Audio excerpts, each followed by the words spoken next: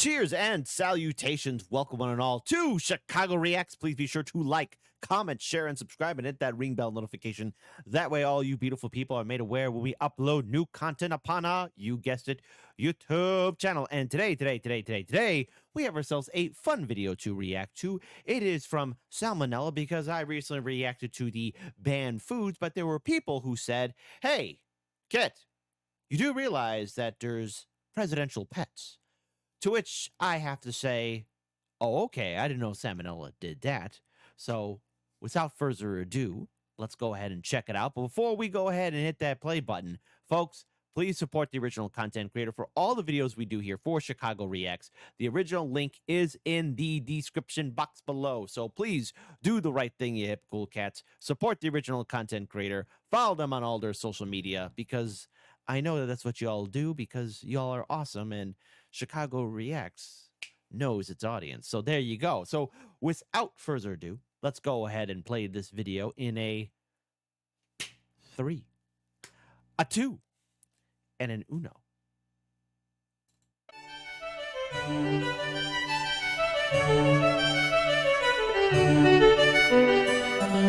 Hey adults, so most of us are aware of at least one. Hold up. Hey adults. Ah! Wow, okay. Jeez. So most of us are aware of at least one animal companion to the commander-in-chief. All but 3 presidents have owned some kind of pet during their term, and there's good reason for that. Not only does a lovable mutt serve to humanize an otherwise larger-than-life figure, but their cute antics can also be a great distraction when needed. Huh? Drone strikes? Never heard of her. Hey, we're doing a photo op with this dog that shares a name with my vice president's son, cause you know, that's not weird at all. But as it turns out, dogs and cats are just the tip of the iceberg. Oh boy. Say it with me, folks. What could possibly go wrong naming a pet after the vice president's son? Don't want to get that white booger sugar. There have been a lot of quadrupedal occupants of the White House, even without Miss Lewinsky. So today we'll be going through just a few Low blow. What funny. of the more interesting ones. Going back to the beginning, Washington had critters galore, including 4 black and tan slur hounds that he named Drunkard, Taster, Tippler, and Tipsy. They sound like if Santa's reindeer were all alcoholics, which would be a shame because Rudolph's red nose would no longer be of note. John Adams had 3 dogs that presumably spanned the alignment chart, being named Juno, Mark, and Satan respectively. Oh. How much you want to bet that Satan was the good dog and Juno was the bad dog? Not a joke. Jefferson kept around 40 sheep during his presidency, one of which was a 4-horned Shetland ram. Though nameless, said ram soon became famous for killing a young boy on White House grounds. Rather than immediately... Well, that's a demonic goat. That's probably, old Billy. Destroying the animal as we'd expect today, Jefferson just had it moved back to Monticello. It was eventually put down, but only after it single-handedly killed several other rams at the estate, which just goes to show how Jefferson operated. Random child, not the best optics, but that can be forgiven. But my own property, that's a bridge too far, Rambo. John Quincy Adams' wife Louisa practiced sericulture, which is a fun word for silkworm keeping. Ew. Okay, whatever. As a side note, sericulture has been going on since at least 3630 BC, which is kinda nutty, cause that means we domesticated worms to turn their goo into clothes before we figured out how to ride a horse. Jack. Okay, well, hold on. If you practice sericulture, hold on, tell you how you say it. Okay, so Lisa practiced sericulture. If you practice sericulture, type in the comment section below. How much fun is it? Which is a fun word for silkworm keeping. As a side note, sericulture has been going on since at least 3630 BC, which is kinda nutty, cause that means we domesticated worms to turn their goo into clothes before we figured out how to ride a horse. Jackson had an African gray parrot named Poll, short for Polly, that would apparently curse like a sailor, probably thanks to the teachings of Old Hickory himself. Having outlived its owner, Poll ended up being removed from Jackson's funeral service after unleashing so much profanity that guests found it genuinely upsetting. He also kept roosters for cockfighting, which was acceptable at the time and still far from the worst thing he's done morally. During Van Buren, Oh, good old Andrew Jackson. That wild card. Still continuing on the War of 1812 to get one last punch. Term, the Sultan of Oman sent a variety of gifts to the president, among them being a pair of tiger cubs. He was like, "This is badass," and desperately wanted to keep them in the White House. But the dickheads in Congress asserted that, due to a specific constitutional provision, gifts to the presidential office weren't for the man himself, but for the people. Van Buren said, "Fuck the people, them's my tigers," and got into a legal battle with the legislator over the issue, which he eventually lost. The tigers were subsequently sent to a zoo, and over 20 years later, Van Buren died of pneumonia, completely unrelated to this incident. Although Andrew Johnson had no... Well, that's actually pretty cool that he had a tiger or two tigers. But screw the people. Those are his tigers. Those are his little tigers. de jour pets, he did befriend a family of mice he found in his bedroom, feeding them flour and grain and referring to them as the little fellows. It's an oddly wholesome thing to hear from someone who essentially set the trajectory for the next 100 years of black disenfranchisement. Mr. Johnson, we still have a country to rebuild. Get out of my room, I'm getting rat-pilled. Taft had... Yeah, he was feeding the mice. Okay, well, all right, fine. Fine, he was doing that, but we got a nation to run, sir. Had 2 cows during his term. The first of them was named Mooly Wooly, and she died a year and a half in after, quote, eating too many oats. Mooly was promptly replaced by the far more dignified Pauline Wayne. She was a real dime of a heifer, which led Taft to show her off at the International Dairymen's Expo in Milwaukee. In order to get her there, she was transported in a private car attached to a train headed for the stockyards in Chicago. But a switch crew mixed up which car... Oh, no! Oh man, the stockyards, Chicago. For those who don't know, that's where all that meat gets cut up. Looks like we're hold on. Looks like meat's back on the menu, boys.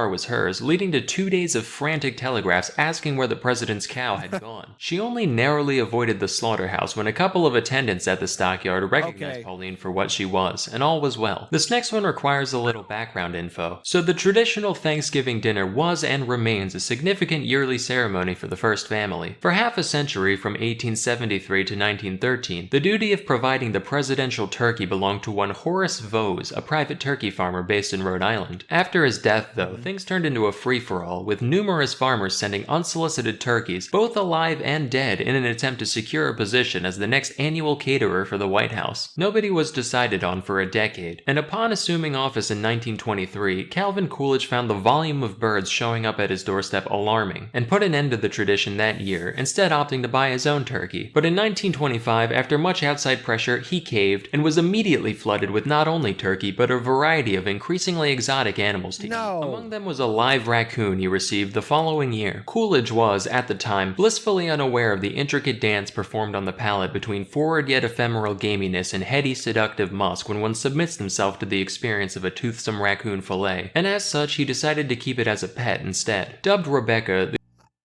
Okay, why would anyone eat a raccoon? I mean, they seem very self-aware.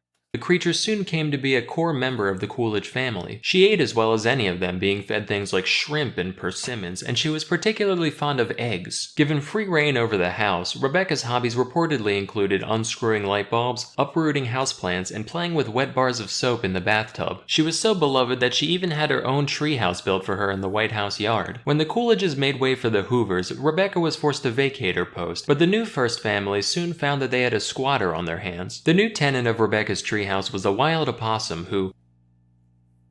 Okay, the Hoovers. Great. All right. They have a possum. And I've seen those things before, especially here in the city of Chicago. Raccoons, too.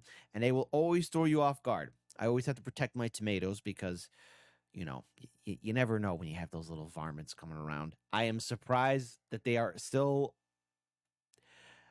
There's a huge population of opossums here in Chicago that people don't talk about. Same thing for raccoons. Rather than being evicted, was adopted by the Hoovers in a similar fashion to Rebecca, albeit from a farther distance, mostly just saying, yeah, that's ours now. He was given the name Billy Possum, which is a reference to our old friend Taft. See, as the man following Teddy Roosevelt in the White House, Taft had some big shoes to fill. So during his term, some enterprising young dumbasses approached Taft with what they claimed would be the sequel to the teddy bear. They called it Billy Possum, which is itself a reference to the president's fondness of possum and taters, a dish he famously requested at a banquet in Atlanta as an act of goodwill towards the South and its culture. Taft found the idea amusing enough that he gave the green light, and many thousands of Billy Possums were produced. No, the teddy bear is not pop. It could never be replaced by Billy Possum. Given their total obscurity today, it's clear these toys were a massive flop, and there's a few reasons for that. For one, trying to force fads at all is like trying to push water uphill, but also, the story of Roosevelt refusing to shoot a tied-up bear has a bit more symbolic poetry to it than, it's a possum, cause he like possum, he a fat boy, eat him up good. Couple that with the constant character assassination that the opossum as an animal has received from ignorant urbanites, and it becomes obvious that this thing was doomed from the start. But anyway, that's where the Hoover opossum got his name, and his exploits were pretty limited outside of temporarily filling in as a mascot of a local high school. In 1961, Soviet Premier Nikita Khrushchev gifted a dog to the Kennedys named It's a spy dog.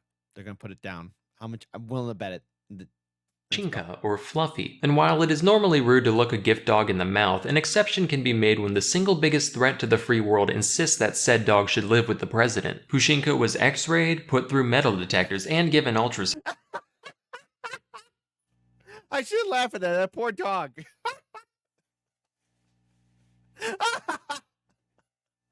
They really thought it was a spy dog.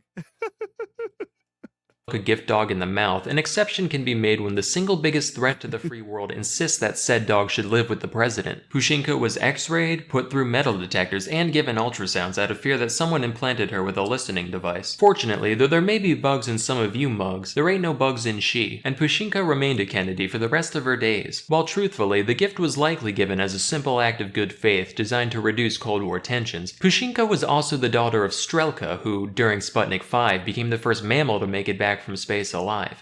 What about the other dog? What about the other dog?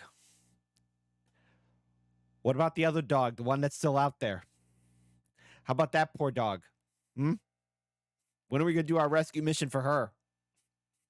What about that little puppy? I'd like to think of it as more of a passive-aggressive space race flex. Like, yeah, our astronanimals are so alive, they're making babies even. Hope looking at— What about the other one, Mr. Khrushchev?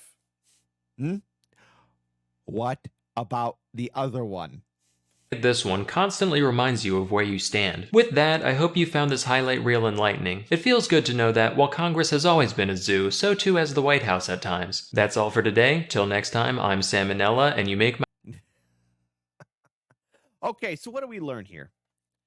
There have been a wide range of animals that have existed in the White House that were not just dogs and cats, but raccoons and opossums, tigers, silkworms, you name it, you got it. They've been in there.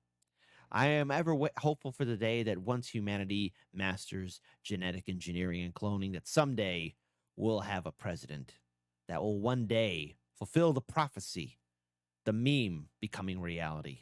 A U.S. president riding a tyrannosaur into battle, holding a machine gun and waving the American flag. I'm looking forward to North America's tyrant king returning, Tyrannosaurus Rex. But folks, listen, let me go ahead and open up the floor to you, you wonderful, beautiful people. Yes, Salmonella is educating us and giving us information, but what if you, that's right, you, what if you became president of, get this, these United States of America? What would be your animal of choice? And listen, I'm just not going to just limit it to, animals living today. I'm opening it up to everything. Those that have gone extinct long before humans ever arose, up until now. What would be your presidential pet? Who would you choose? Type. Or what animal would you choose? Type in the comment section below. There's no such thing as a wrong answer. Until then, you lovely, beautiful people, please take good care of yourselves and each other. And take care of your fine feathered friends, all right? We share this world with the animals. They're our buddies, our pals, after all, right?